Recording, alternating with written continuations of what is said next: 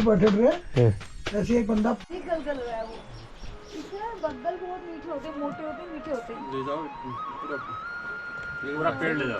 आज खुशी मैडम ले जाएगी पूरे पेड़ और ये गलगल और नींबू ले जाएंगे यहाँ से। और बताओ और क्या क्या ले जाना है? और हम घर पहुँच जाए वही काफी है। पहुँच ही जाएंगे। हाँ एक वो मशीन लेके आओ ना, पूरा जड़ सहित गाड़ी के छत में डाल वाह, हाथी से फोन आया तारा दानू का। जाओ एल्युमिनियम का तार है, इसको नीचे से बांध दो। एल्यूमिनियम का बाद में बांध लेंगे। 20 मिनट 1 घंटा ना, अब 1 घंटा। अब 1 घंटा है। अब 1 घंटा तो जल्दी होगा। हाँ 1 अगर घंटे 20 में मिनट होगा तो 20 का नहीं सर, देखो वहाँ हम खाली चेक करने गए थे, यहाँ हमें 2 कनेक्शन करने हैं, अच्छा, तो उस हिसाब से 20 मिनट। और पिंडारी गंगा ये चीज में होता है। तरुण, लोकल तरुण, अच्छा लोकल तरुण, गडेरी की तरह। जैसा अपने भाई बहन जैसे कल्याण जी है अभी रोटी बन भैया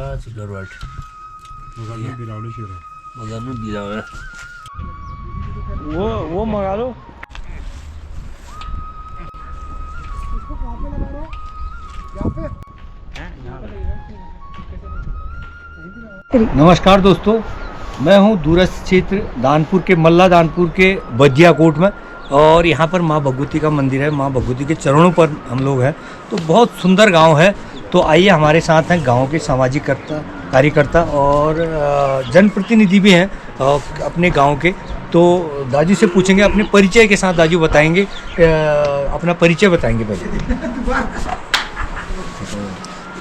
मेरा नाम है शिव सिंह दानो। मैं ग्राम कालू बदियाकोट का निवासी हूँ और एक सामाजिक कार्यकर्ता के रूप में भी मैं समाज का काम भी करता हूँ। और चाहे वो किसी क्षेत्र में हो या जिला के क्षेत्र में हो या किसी रूप में सुविधा देते रहता हूँ। बहुत बढ़िया। तो दोस्तों जैसे आपने सुना कि भाई साहब ने बताया, पूरी जानकारी दी और आगे भी जानकारी देंगे इस बदियाकोट का इतिहास और आदि बद्री माँ भगवती के इतिहास पर भी हम प्रकाश डालेंगे, बताएंगे वहाँ के बारे में। क्योंकि कल शाम हम बहुत लेट से पहुँचे थे, हल्की वीडियो भी हमने बनाया था। तो आज हम बदियाकोट के इतिहास पर ही प्रकाश डालेंगे। जैसे कि आपको इसके बाद बदियाकोट का इतिहास और ये माँ भगवती आदि बद्री का इतिहास भी इस ब्लॉग में देखने को मिलेगा। ठीक हो रहा, कभी डिस्टर्ब तो नहीं हो रहा इससे?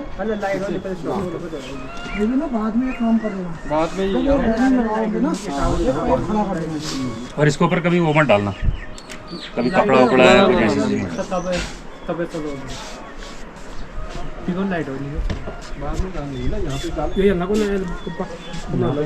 बताओ कैसा लगा 2 दिनों में? बहुत आनंद है, बहुत मजा है, बहुत आनंद बदियाकोट में आनंद आ गया, मजा आ गया। और हमारे दाजू देखो सबसे बढ़िया व्यवहार की है, बहुत गजब। इनका व्यवहार तो गजब है। दाजू बताओ यार, कुछ बताओ। कल से हम आप लोगों के संग हैं और बहुत बढ़िया लगा।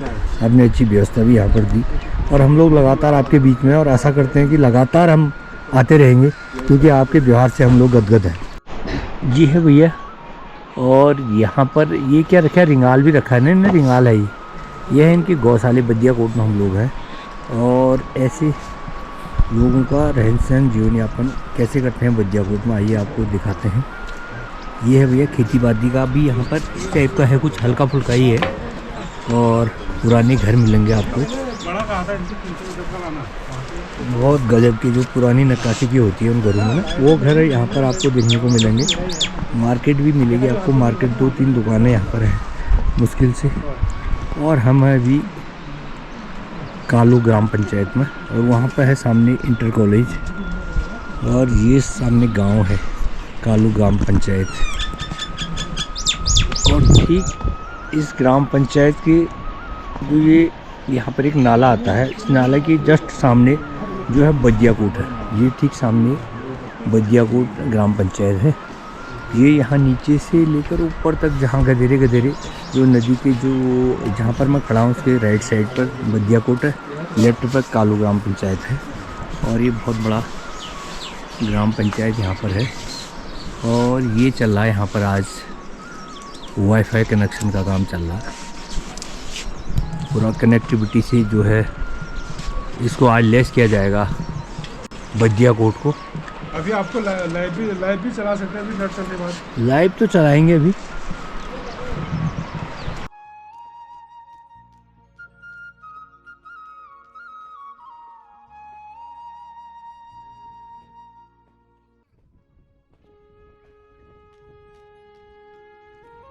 पहले तो था ही ऐसे ही, वैसे दूर दराज है, जैसे बराड़ी से पैदल चल के आना पड़ता था। हाँ। उसके बाद तो आदमी को भय तो लगता था भाई। हाँ, तो हम तो 15-15, 20-20 किलो का पिट्ठू लेके सामान लेके फिर वहाँ से चलते थे हम कम से कम रात के सुबह मॉर्निंग के टाइम पर 4 बजे से उठ के हाँ, अपना बैग है लेके सामान लेके बस जत्थे में आते थे, जाते झुंड हो बना के। कान भाई लेके। हाँ हाँ। हाँ, तो 10-10, 5-5, 8-8, 10-10, 15-15 जो गाँव के जाते ना, काम तो बराड़ी बागेश्वरी हुआ। तो अपने सरकारी काम से भी, निजी काम से भी। तो अभी तो चलो 8-10 सालों में काफ़ी परिवर्तन भी हो गया है। तो बदिया कोट लोग बहुत सर्च करते हैं, जानना चाहते हैं, बदिया कोट के बारे में जानना चाहते हैं कि कैसी जगह बदिया कोट है। मैं भी जब बचपन से सुनता था कि बदिया कोट एक नाम लोग बोलते थे, बड़ा डर जैसा लगता था, बहुत दूर है और रोडें बिल्कुल डेंजरस है। पर रोडें तो है ही, अभी रोडों का उतना विकास नहीं हुआ है, पर यह गाड़ियाँ चल रही हैं और लेकिन रोड वास्तव में ख़राब है। और यहाँ का गांव, यहाँ का जनजीवन और यहाँ के लोग जो है ना बहुत मृदुभाषी, बहुत अच्छे हैं, व्यवहारिक है। और जो अतिथि का सत्कार, मतलब मैंने देखा जितना इंटीरियर होता है वहीं अतिथि का सत्कार बहुत गजब होता है। और जो आदमी जैसे जैसे हम नीचे की ओर जाएंगे तो वहाँ उतना नहीं रहता है। तो बताइए इस बारे में क्या बोलना चाहिए? अब शुरू से ही ये प्रथा भी चले आए हैं। चलो कोई बाहर का आदमी आता है तो अब कई समस्याएं हो जाती हैं उनके ऊपर। अब दूर दराज के जो, जैसे मान लिया जाए शुभोदय आप ही आ गए तो आपके पास ना कोई यहाँ जान पहचान है, ना कुछ है, ना कुछ है, फिर भी अब आदमी सोचता है यार कि वो बेचारे बाहर से आए हैं, कहाँ जाएंगे। तो हमारा कर्तव्य बनता है उनको पूछना है उनकी क्या दिक्कतें हैं, रहना खाना क्या है। अगर यहाँ पर इतनी फैसिलिटी यहाँ तो है नहीं, यहाँ इतने बड़े होटल भी नहीं है रहने की। तो धीरे धीरे डेवलप हो जाएगा तो ये समस्याएं भी जो समस्याएं हैं वो भी सॉल्व होती जाएंगी ना।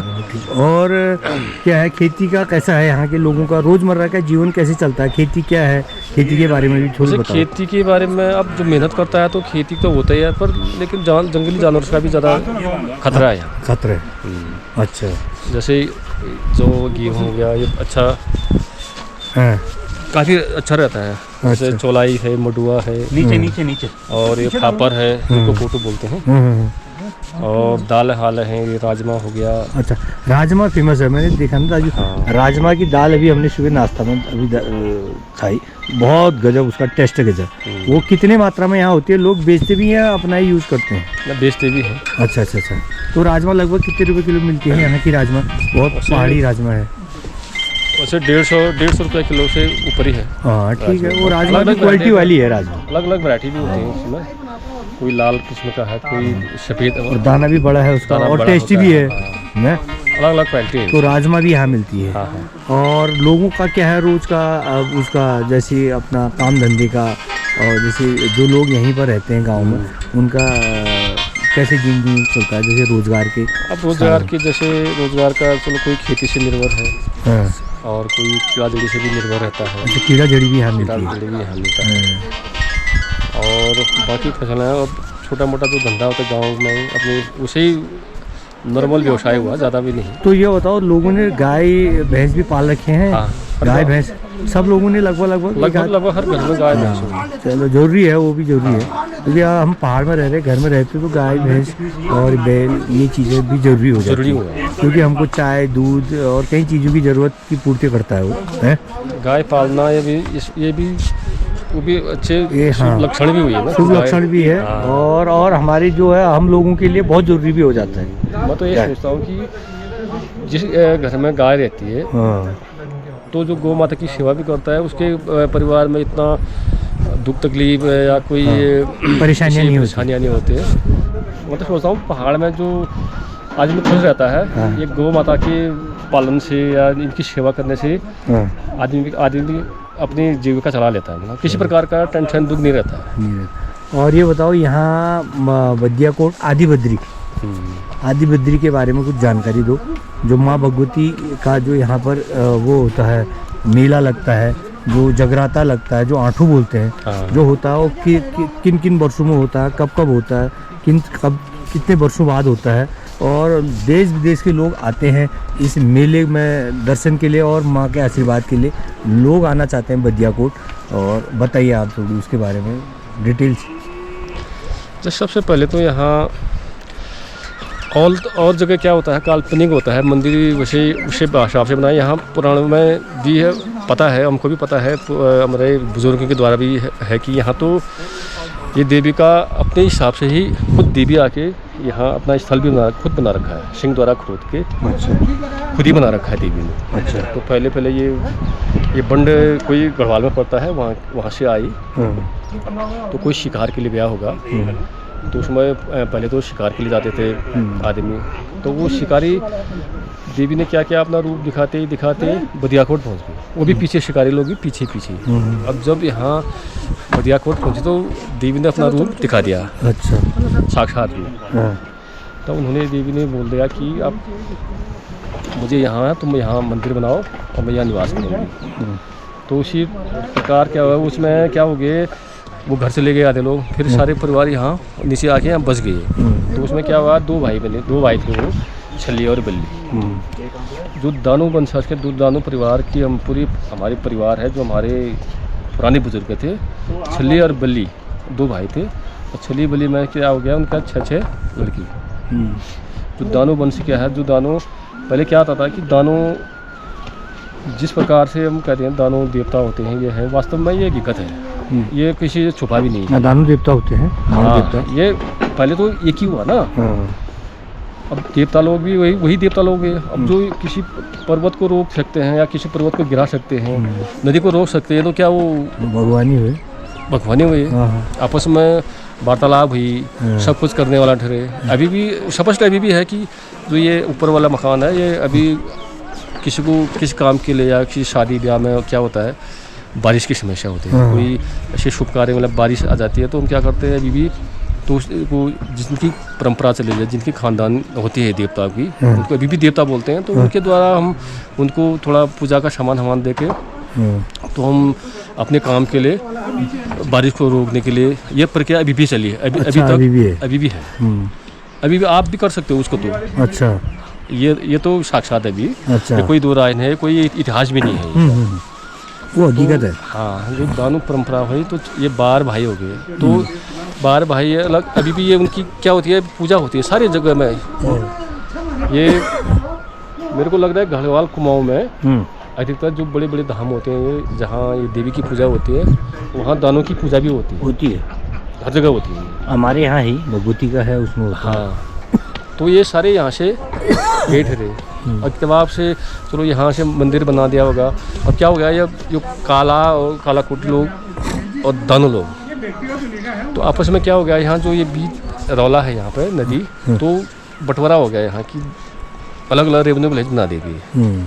तो कालाकोटी लोग क्या आते हैं, शातिर हुए, दिमाग के तेज हुए, वो धनुधर भी हुआ वहाँ करते थे बल में।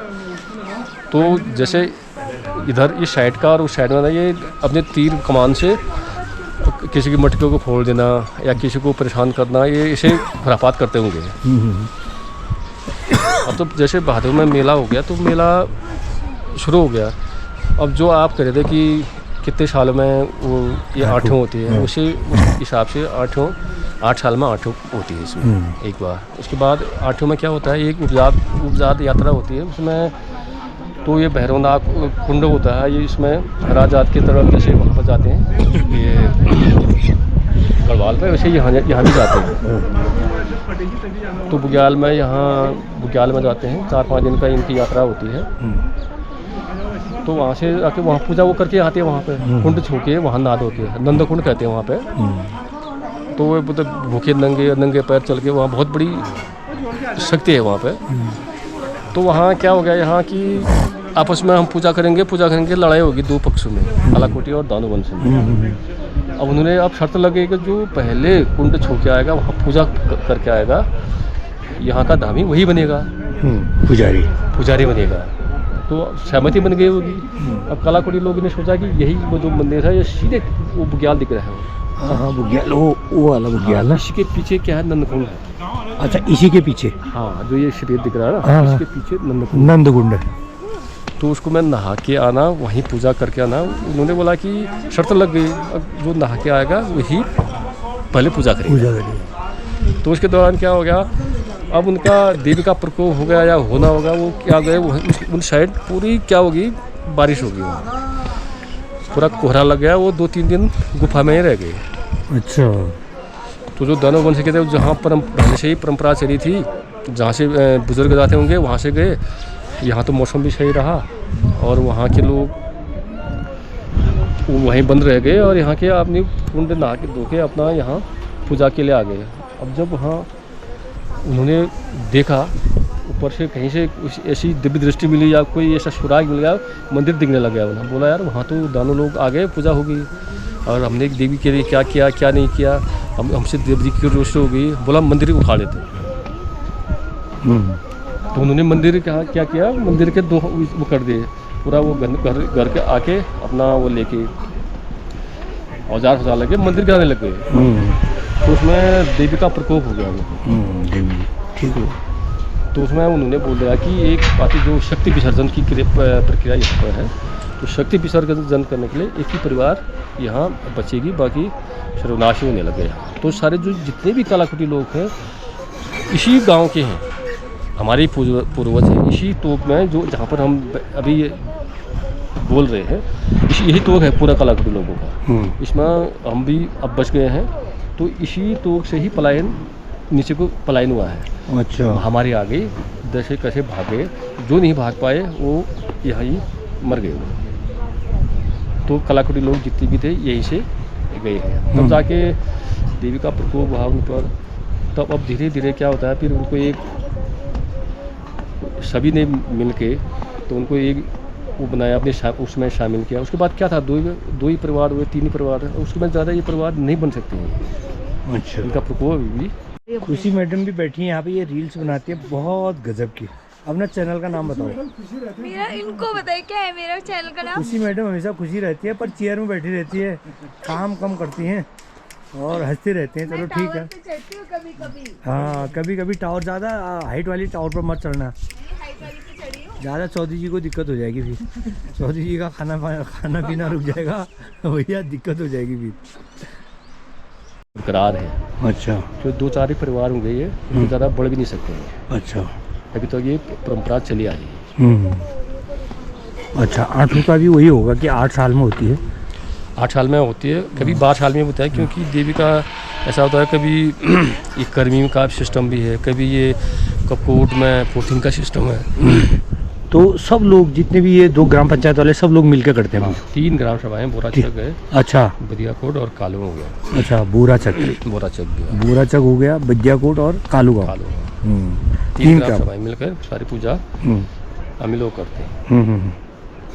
तो जो भी आए, जो भी वहाँ जो भंडारा लगता है, भंडारे में क्या करते हैं हम, सारे हर तोगों में टूटी बाटी रहती है। एक आदमी तो पूरी बनाएगा तो 2 तोके या 3 तोके आदमी पूरियाँ ही बनाएंगे। एक तो ऐसा होगा कि आटा ही आटा गूंदेगा वो, बाकी दूसरा काम नहीं करेगा। जो हरिशन समाज है यहाँ, वो लकड़ी की व्यवस्था वो करते हैं। ठीक हुआ। तो अपने अपने हिसाब से काम बांट रखा है और अपना अपना काम करते हैं। तो पूजा में सभी शामिल होगी? पूरा ही शामिल हुआ। पूरी पब्लिक शामिल होती है इसमें तन मन धन से कोई भी सेवा करता है। और बाहर से भी बहुत लोग आते हैं, देश विदेश से, माँ से आशीर्वाद लेने के लिए। क्योंकि बदियाकोट तो अपने आप में फेमस माँ का ज़्यादा फेमस माँ की ही उससे हुआ। हाँ, माँ का ही दर्शन के लिए माँ के दर्शन के लिए आते हैं लोग। उस समय तो बहुत तांता लगा रहता होगा यहाँ, फील्ड भरा हुआ बहुत ही। अच्छा। पूरा फील्ड है। अब तो बाकी लगे पहले तो थोड़ा पैदल हैदल की वजह से कम आते थे। अब जब से रोड आ गई उसके बाद तो लगातार ही लगातार हर दिन लगा।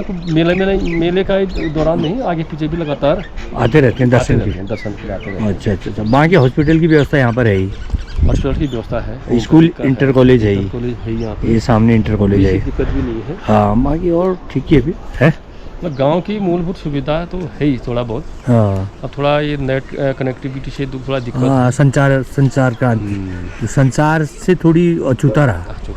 चलो अब धीरे धीरे ये भी हो रहा है, प्रयास कर रहे हैं, क्या पता जल्दी से जल्दी ये भी हो जाए, दूर हो जाएगी। हाँ, हो जाएगी। अब जैसे दूरस्थ क्षेत्र है, जैसे आज इसका काम चल रहा है, आज वाईफाई से ये गांव जुड़ रहे हैं तो बहुत अच्छी बात है, क्योंकि भारत के हर कोने से बात हो पाएगी। बदियाकोट जैसे दूरस्थ क्षेत्र में तो अच्छी बात है ये है। कार्यकर्ता है, समाज के हित के लिए आप लगातार, क्योंकि कल शाम से मैंने देखा जब से आपसे हम लोग यहाँ पहुँचे, लगातार आप हमारे साथ हैं, क्योंकि मैं भी सामाजिक क्षेत्र में लगातार लगा रहता हूँ।